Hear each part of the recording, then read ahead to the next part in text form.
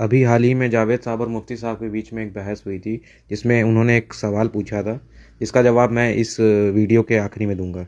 हम और आप एक आइसोलेटेड आइलैंड पर हैं। ऐसा आइलैंड जहां पे हमसे पहले कोई कभी नहीं गया। चलते चलते आपके सामने अचानक आपने देखा एक पिंक कलर की बॉल पड़ी हुई है। सबसे पहला सवाल आपके जहन में क्या आएगा कि ये बॉल यहां क्यों आई, कैसे आई, ये पिंक कलर की ही क्यों है, कोई और कलर भी हो सकता था, ये इसी शेप में क्यों है, कोई और शेप भी हो सकता था। नेचुरली आप इस तरफ पहुंचेंगे कि कोई ना कोई है जिसने इन स्पेसिफिक प्रॉपर्टीज के साथ इस बॉल को बनाया है और यहां पे रखा है। चूंकि आप जानते हैं जो कि ये जो बॉल है इसका एग्जिस्ट करना जरूरी नहीं है। ये एग्जिस्ट कर भी सकती थी, नहीं भी कर सकती थी, और एग्जिस्ट करना ही था तो किसी और फॉर्म में करती, किसी और कलर में करती।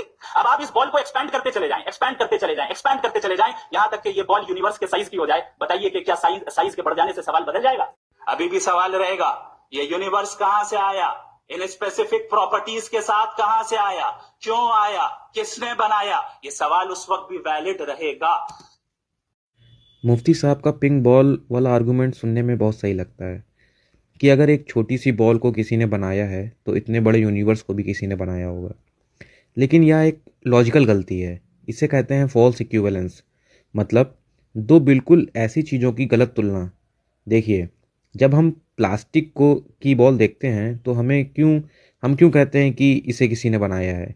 सिर्फ इसलिए नहीं कि वो गोल है, बल्कि इसलिए क्योंकि हमें पता है कि प्लास्टिक पेड़ों पर नहीं उगता, वो फैक्ट्री में बनता है। लेकिन आप फैक्ट्री के सामान को नेचर से कंपेयर नहीं कर सकते। अब आप एक स्नोफ्लेक को ले लीजिए, उसका डिज़ाइन उस बॉल से 1000 गुना ज़्यादा बारीक होता है। तो क्या आसमान में कोई बैठकर उसको तराश रहा है? बिल्कुल नहीं। वो फिजिक्स के नियमों से अपने आप बनता है। तो पॉइंट सिंपल है, चीज़ें कॉम्प्लेक्स हो सकती हैं बिना किसी डिज़ाइनर के। पिंक बॉल बनाई गई है, लेकिन यह यूनिवर्स बना है। फैक्ट्री और नेचर एक नहीं है। तो अगर आपको क्या लगता है, लॉजिक सही है या नहीं, कमेंट्स में बताएं।